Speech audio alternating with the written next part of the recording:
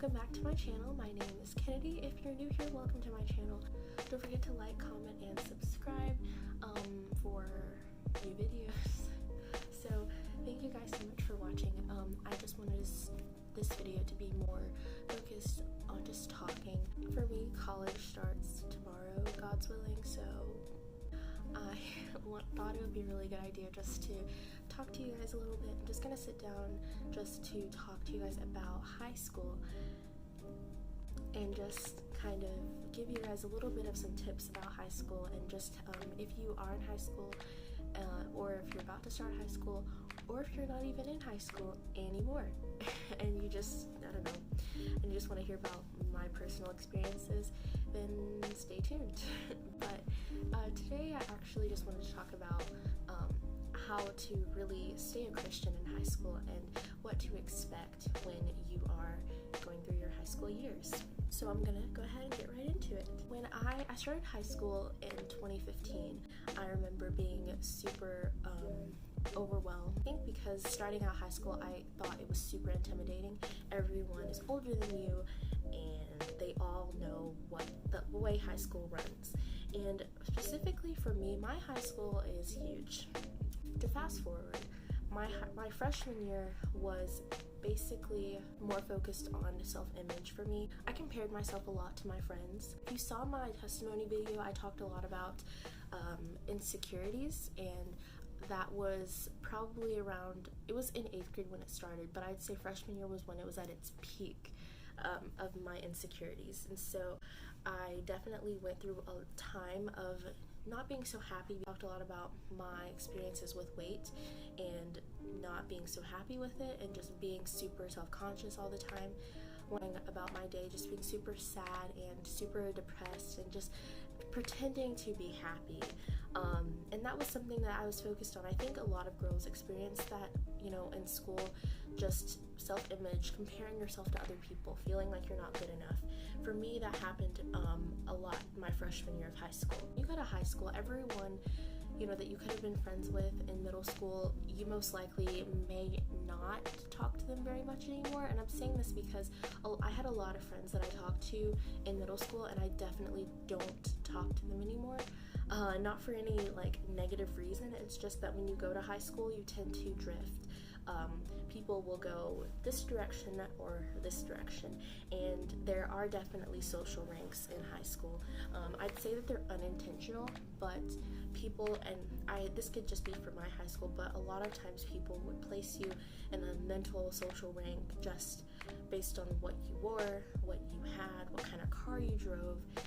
And that was a little like intimidating and a little stressful. For me, I didn't really care, but I just thought it was super sad to see that happen, and to see that like people only talk to other people who seemed like they were in their group, you know what I'm saying? And so that was a really hard thing to see and to watch. I can't say that I had like an abundance of friends, but I did have a lot of acquaintances, people that I talked to just because, I don't know, I like to talk a lot. I'd say that when I was a freshman, it was definitely intimidating to see that people had their own social ranks, and I always was like, maybe, you know, I'll be good enough and they'll talk to me. And that was honestly a bad thought to have, because you shouldn't have to be a certain way just so other people can talk to you. That's their problem. Be yourself. And I mean, like, be yourself, be your own personality. Don't try and be some way just so other people can like you and talk to you, because it's one of those things that really wears you out, because you're being someone that you're just not supposed to be, not someone that God wants you to be. When I started freshman year also, I did not have a strong faith in Christ. I went to church because my parents went to church. I read the Bible because my parents read the Bible, and we did a lot of stuff as a family, but I did not have a personal relationship with God as a, you know, as a 14, 15-year-old. Really started to develop when I got into my sophomore year. Sophomore year was filled with a lot of anxiety and stress. This is so negative, but I'm just saying from my personal experience. I did still battle with the whole like self-consciousness issue with like weight and stuff and self-image, but I'd say like what added on to it was more of stress from classes. So I think I really put myself, I like graded myself how well I did in classes. Like if you know Skyward, like North Texas, I don't know if everybody uses it, but the place where your grades are shown, like your transcripts, all of those things that show up in the grade book, basically, I used to check that 8 or 9 times a day. I wasn't failing anything. I didn't really have like C's or anything like that. I just had super high standards for myself. It's not good. It's okay to push yourself to do better, but it's not okay when you set a bar super high that it weakens you, and if you understand what I'm saying. I set the bar very high for myself when I was a sophomore, and I definitely regret that. 7, never mind. I definitely regret doing that because I saw how much stress it caused me, because I always thought that's not good enough. You know, my parents would be like, no, that's fine, that's perfect. And my parents, by the way, were not hard on me at all. You know, they did not, if I did end up failing a test or getting a lower passing grade on the test, I felt bad and I was angry at myself. My parents were so nice about it. They just said, you'll do fine next time, don't worry about it, because they were never the type to be hard on me. They just never have been like that, and that's something that I really appreciate, because I felt like if that was the case, I'd probably be super stressed out. It really calmed me down in those moments. But I had classes where I walked in with so much anxiety. Oh no, what's gonna happen? And I felt like everything was so unpredictable. I just felt like I wasn't prepared for anything. I was a sophomore in high school. I definitely did start to reevaluate my faith. One night, I was in my room and I was stressed out about maybe a possible pop quiz the next day in one of my classes. And I remember telling my parents that I've just been having trouble falling asleep at night. And I just think about stuff.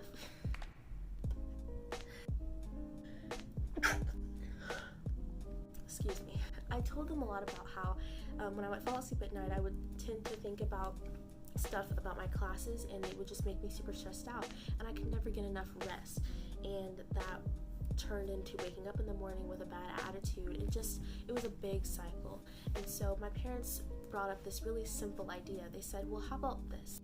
Take your phone out of your room, plug it in the hallway at night, because I always charged my phone next to my bed, and I would be on Instagram, and Instagram can be very toxic, because you tend to compare yourself to others. That's not what everyone does probably, but I did that a lot. My parents brought up the idea of plugging in my phone in the hallway, and not being on my phone when I went to sleep at night. So I said, okay. Actually, no, I didn't say that. I was a little upset. I was like, why? I ended up doing it anyway, and one thing they said was, try reading when you go to sleep. And they said, as a matter of fact, read the Bible before you go to sleep. And I was like, okay. I did say that as a sophomore, this was when I started to reevaluate my faith, so I definitely started out like not being super interested in reading the Bible. But when they told me about that, I was like, fine. One night as a sophomore, this was probably 2016, I did go and read the Bible. I turned to Matthew and I just opened it and started reading it, and I've been reading it ever since. I finished the Old Testament and about to finish 2nd Chronicles right now, but it was just a little goal I gave myself, was I'm going to read the entire Bible. But I don't know why I started in Matthew. That's probably just where God wanted me to start. Sophomore and junior year, I also battled a lot with feeling like I wasn't good enough for God. Not only myself, but I wasn't good enough for God. And I remember the book of Romans really helping me my sophomore and junior year, just about sin and dominion, and not feeling condemned because of your sins and things like that. Okay, sorry, I keep getting these notifications. That's kind of how my sophomore year went. And I met a lot of new friends, and I think another intimidating thing is in high school when, you may have friends that get boyfriends and you're kind of just like, oh, I'm happy for you. I think it can also be super intimidating when it comes to dating, because I never dated anyone in high school, at all, rather. But a lot of my friends did, and I remember, feeling sad because I was just kind of like, I didn't go to homecoming. I didn't really have anyone to go with. My parents began to tell me, there's the right person out there for you. And I just want to encourage you also, if you're feeling like that, don't, because it's, God has someone for you for the moment in time. And there could be a reason why he doesn't want someone to ask you out or anything like that. But that was something that also I struggled with a lot in high school, just because it's one of those things that the enemy really tries to get you. He wants to get you at your weakest points because he knows that you're not strong enough to do it, but you are strong enough with God's power and with the joy that he gives you. It's the strength that you can have. And so I'm going on a tangent again. When I went to my junior year, that was a really good year because the summer before that I definitely spent a lot of time getting into the Bible, reading it, and just developing my own personal relationship with God. So I definitely did draw closer to him over the summer. I remember that summer being really amazing. I think I got my license that summer too, so I was super excited. I was just really happy about how it developed and how I started to really grow and realize who God was as a person, and just not just this like higher, being that was over the world, but just as a personal human being.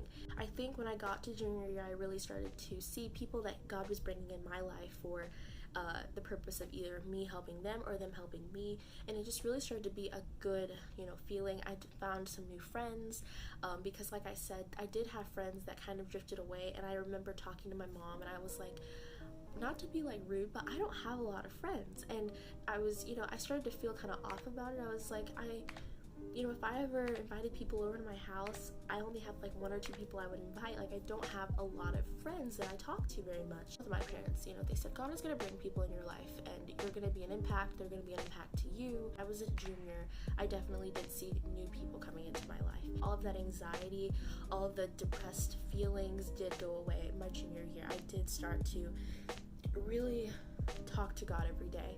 I definitely had a different perspective on my academics than I did the year before.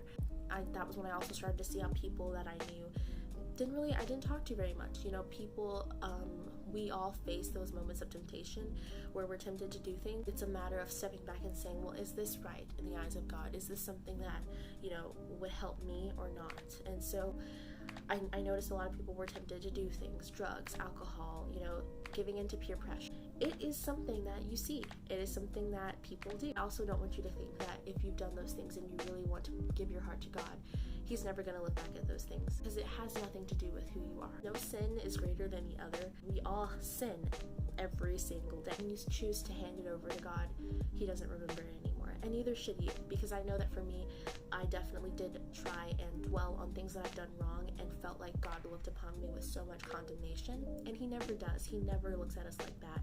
That's only the enemy trying to tell you that. When I got to be a senior, I definitely looked back at all of those things. I started to look back on how I started out as a freshman and how it developed, how I developed in Christ and just talked to new people, and started to realize how, wow, like I didn't expect to be friends with you or you, and I expected to be friends with you, but we don't talk very much anymore. We don't talk anymore. We are in high school. We're starting to learn who we are as human beings. Start to see like, wait, but like, isn't Jesus super important though? We can't do anything without him. And I know that I definitely couldn't have gotten through high school without God, without Jesus, because it was just hard times of, wanting to, being tempted to just be so sad all the time. And I gave into that a lot, and obviously I do regret that, but I definitely am happy that God brought me out of those moments in time.